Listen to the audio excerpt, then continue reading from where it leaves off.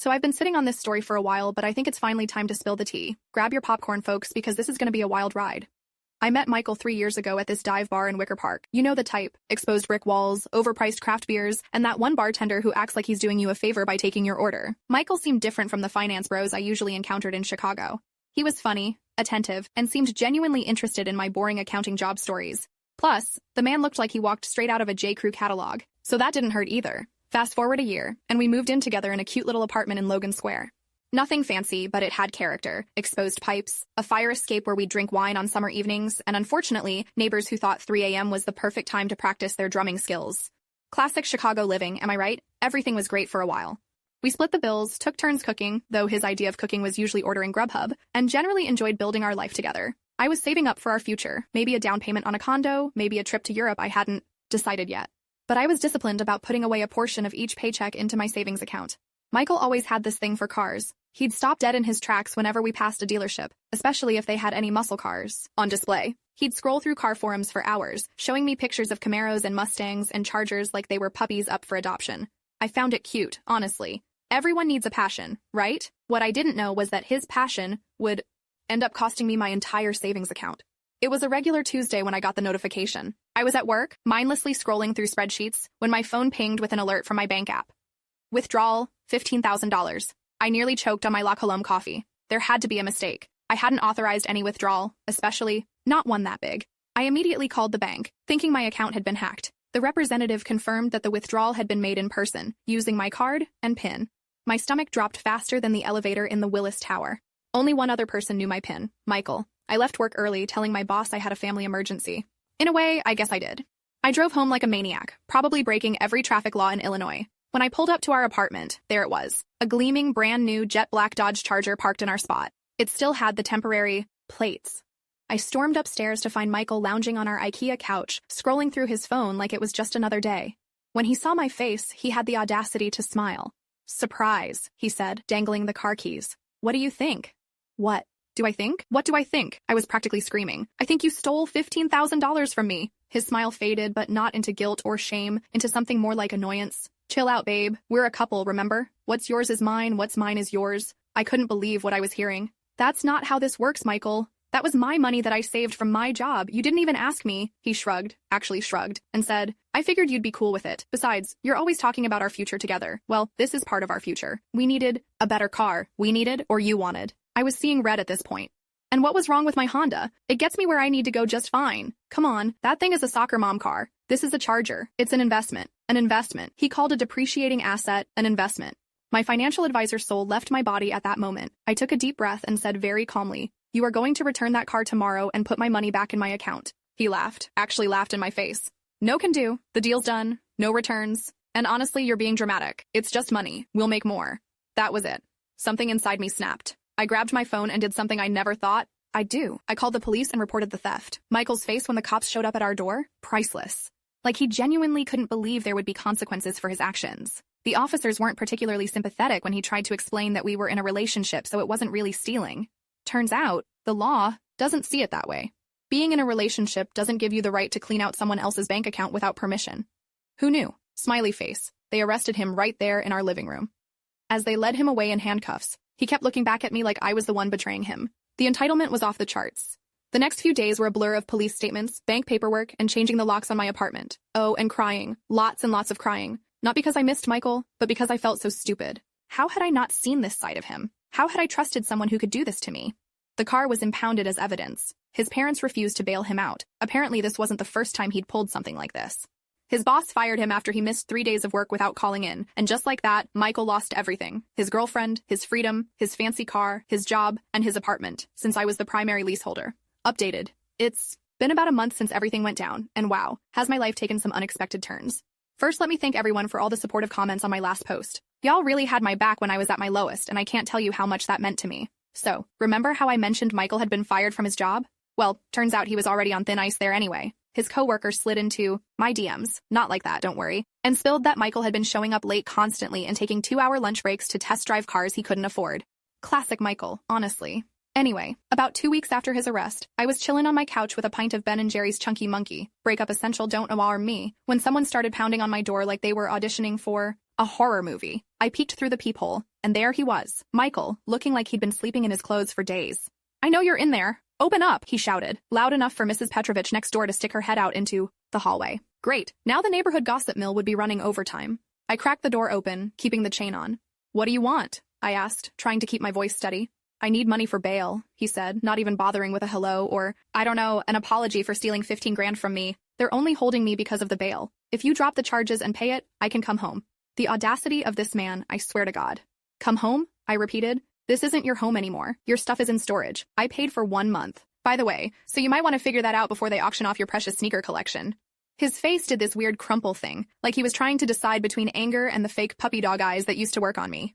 "Where am I supposed to go? My parents won't take me in, and I lost my job because of you." "Because of me?" I laughed so hard I snorted. "You lost your job because you stole from me and got arrested. Those are consequences, Michael. Welcome to adulthood." "But I did it for us," he insisted. "That car would have been for both of us."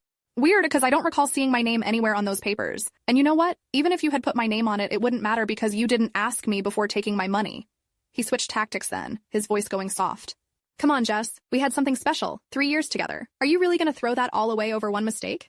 "It wasn't a mistake. A mistake is buying the wrong coffee creamer. You made a deliberate choice to steal from me. And yeah, I am throwing it away because apparently those 3 years meant nothing to you when you decided my savings account was your personal ATM. Then came the waterworks. I'm talking full-on crocodile tears. Please, I have nowhere to go. They're going to keep me in jail." I just smiled and said, "Sounds like a you problem," and closed the door. I felt like a character in one of those revenge movies delivering the perfect one-liner before walking away from an explosion in slow motion. Through the door I heard him yell, "You'll regret this," before stomping off down the hallway. Mrs. Petrovich gave me a thumbs up from her doorway. At least someone appreciated my dramatic exit. Here's where things get interesting. Remember how I said Michael was obsessed with cars? Well, during our relationship, I'd picked up quite a bit of knowledge myself. I knew the difference between a Hemi and an EcoBoost, could spot a Shelby from a regular Mustang from a mile away, and had opinions on BMW's controversial new grille designs. I never thought much of it until my friend Alyssa suggested I start a YouTube channel. "Girl, you know more about cars than most guys I know," she said over brunch at Yolk. "Plus, there aren't enough women in that space. You could totally crush it." At first, I laughed it off. Me? A car YouTuber? But then I thought, why not? I needed something to focus on besides my imploded relationship and depleted savings account. So I invested in a decent camera, thanks to the insurance money I got back, set up a channel called Jess and Wheels, and recorded my first video reviewing my humble Honda Civic. I figured maybe a few dozen people would watch it. Boy, was I wrong. Apparently, there was a hungry audience for car reviews from regular people who weren't gearheads with 1 million subscribers already. My straightforward, no BS approach resonated with viewers who just wanted honest opinions without all the technical jargon. Within weeks, I had thousands of subscribers. Local dealerships started reaching out, offering to let me test drive their vehicles for reviews. I was shocked. Me, the girl whose ex stole money to buy a Charger, was now being handed the keys to Corvettes and Broncos and yes, even Chargers, just to talk about them on camera. The irony wasn't lost on me. Michael had wanted that car so badly he was willing to steal for it. And here I was, driving cars twice as expensive for free. Life has a funny way of working out sometimes. As my channel grew, so did my confidence. I started branching out, attending car shows, interviewing mechanics, explaining basic maintenance tips for people who knew nothing about cars. My comment section was surprisingly positive, for YouTube anyway, with viewers appreciating my authentic approach. "You explain things without making me feel stupid," one commenter wrote. "My dad tried to teach me about cars for years and just made me feel like an idiot." That feedback hit me hard. How many people, especially women, felt intimidated by car culture because of guys like Michael, who acted like they were born knowing how to change a timing belt? Speaking of Michael, the court case proceeded pretty quickly. Since he confessed, probably thinking it would somehow help his case, there wasn't much to debate. He was sentenced to probation and ordered to pay restitution. The judge wasn't impressed by his "we're a couple so it's not stealing" defense. Shocker. My YouTube channel hit 100,000 subscribers 3 months after I started it. The monetization kicked in, and suddenly I was making more from ad revenue than I did at my accounting job. I kept the job for stability and health insurance because the Arsh America, but was able to cut back my hours to part-time. With my first big YouTube paycheck, I treated myself to something I'd been eyeing for a while, a used Tesla Model 3. Nothing brand new or flashy, but still a major upgrade from my Honda. The irony of buying myself a nicer car than the one Michael stole from me wasn't lost on anyone, especially my viewers who'd been following my story. I made a whole video about it, of course. From victim to Tesla owner, how my ex's theft changed my life. It went semi-viral, even getting picked up by a few car blogs and local news outlets. People loved the redemption arc, the perfect karma of it all. You know who didn't love it? Michael. I heard through mutual friends that he'd seen the video and was telling anyone who would listen that I was exploiting him for views. Rich, coming from the guy who exploited my trust and savings account. He was working at a quick wash car detailing place now, ironically spending his days cleaning other people's dream cars. According to our friend Tyler, Michael had to clean a charger identical to the one he'd bought with my money, and he was so upset about it, he had to take his lunch break early. Sometimes the universe delivers justice in the most poetic ways. My parents, who had never liked Michael, mother's intuition, is real, y'all, were thrilled about my new career path. My dad even started making cameo appearances in my videos, sharing old-school car wisdom from his days working in an auto shop in the 80s. Viewers loved our dynamic, especially when we playfully argued about old versus new car technology. Back in my day, you could fix a car with duct tape and determination, he'd say, while I rolled my eyes and pointed out the benefits of modern safety features. As my following grew, so did the opportunities. Car accessory companies started sending me products to review. I was invited to press events for new vehicle launches. I even got to attend the Chicago Auto Show as media, getting early access before the general public. Standing there, surrounded by millions of dollars worth of vehicles, with a press badge around my neck and companies actually seeking out my opinion, I couldn't help but think about how different things could have been. If Michael hadn't stolen from me, I might still be in that relationship, blind to his true character, working my accounting job, and dreaming of someday having enough saved up again for that European vacation. Instead, I was building a business around my own knowledge and personality, making connections in an industry I loved, and driving a car that made Michael's precious charger look like child's play. Sometimes the worst things that happen to you lead to the best places. Final update. It's been a full year since the Great Dodge debacle, as my YouTube followers now call it, and I'm still pinching myself daily. My channel just hit 1 million subscribers last week. We had a massive celebration livestream where I gave away a ton of car accessories and announced my biggest news yet. I'm launching my own line of car care products called Jess Approved. The best part? I got a DM from the manager at Quick Wash saying they're considering using my products in their locations, the same chain where Michael still works. The manager had no idea about our history. The universe just has a wicked sense of humor. Speaking of Michael, I ran into him at a Starbucks near Millennium Park last month. It was bound to happen eventually in a city that somehow feels small despite its size. He looked rough. Not in a dramatic movie-style downfall way, but in that subtle way people look when they're just barely keeping it together. He actually tried to strike up conversation like we were old friends who'd simply drifted apart.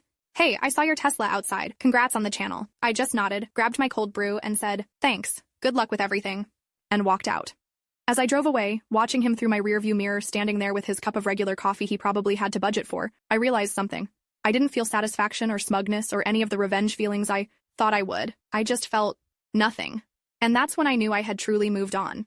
So what's the moral of this wild story? Maybe it's that sometimes people have to take something from you before you discover what you're really worth. Or maybe it's just that karma is real and she drives a Tesla now.